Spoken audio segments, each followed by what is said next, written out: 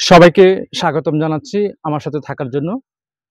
বিভিন্ন দর্শনীয় স্থানসমূহ আমি পরিদর্শন করে থাকি এবং ভিডিও দিয়ে থাকি, যা আপনারা দেখে থাকেন। আজকে আসছে ঈশা খাঁর সমাধি।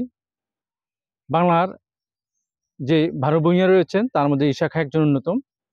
ঈশা খাঁর সমাধি নিয়ে আজকে ভিডিও থাকছে। চলুন দেখাই ঈশা খাঁর সমাধি।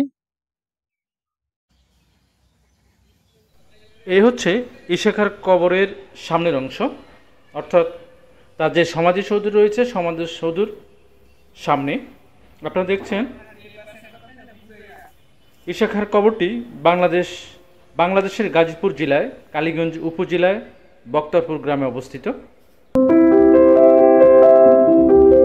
আপনারা দেখছেন জেলা প্রশাসকের উদ্যোগেই এটা নির্মাণ করা হয়েছিল ঈশা খাঁর সমাধি। ঈশা খাঁর সম্পর্কে বর্ণনা দেওয়া হয়েছে, ইংরেজি এবং বাংলা উভয় ভার্সন রয়েছে এখানে।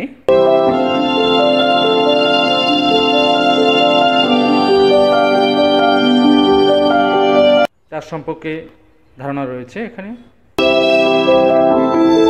লাল সিরামিক ইট দিয়ে নির্মিত একটি আধুনিক স্থাপত্যশৈলীর এই সমাধিস্থল। অনেকে এটাকে মাজার বলে, স্থানীয়রা এটাকে মাজার বলে থাকে। হচ্ছে মাজার। তার সংক্ষিপ্ত জীবন বৃত্তান্ত খোদাই করে এখানে আধুনিক শিল্পীর দ্বারা নির্মিত এটা হচ্ছে পশ্চিম পাশের অংশ। মাজারের চারপাশে টিলা ও দুই পাশে খাল বিল এবং মাটির তৈরি পাতিলের সমারোহ দেখা যায়।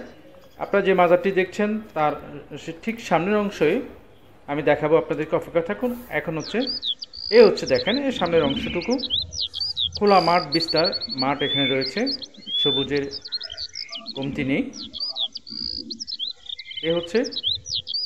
এই হচ্ছে মাজারের ঢোকার আসার যে রাস্তাটা, এটা হচ্ছে রাস্তাটা, অনেক দূর রাস্তা। এটা সেই বক্তারপুর বাজার থেকেই এই রাস্তা দিয়ে আসতে হয়। এটা হলো মাজারের সামনের যে বিল রয়েছে, বিলের অংশ আপনারা দেখছেন। মাজারের ভিতরের অংশ দেখাবো, আপনারা অপেক্ষা থাকেন আমার সাথে। যে ঈশা খাঁর সমাধি, এই ঈশা খাঁর সমাধি আপনারা দেখছেন।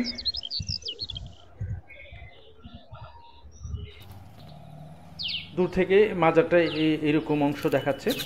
এটা হচ্ছে পিছনের অংশ থেকে। মাজারটার ভিতরের পিছনের সাইডে ছোট ছোট ছিদ্র আছে, যে ছিদ্রগুলো দেখা যাচ্ছে, ছিদ্রগুলো। এই হচ্ছে মাজারের ভিতরের অংশ আপনারা দেখছেন। এটা একটা বিশাল আকার বড় কবর। অনেকে এটাকে ঈশা খাঁর কবর বলেও মনে করেন না, তবে এখানে যখন উদ্ধার হচ্ছে একটা জরাজীর্ণ কবর ছিল, সেটা এরকম একটা কবর। আমার পরবর্তী ভিডিওতে দেখা হবে, কথা হবে। ভালো।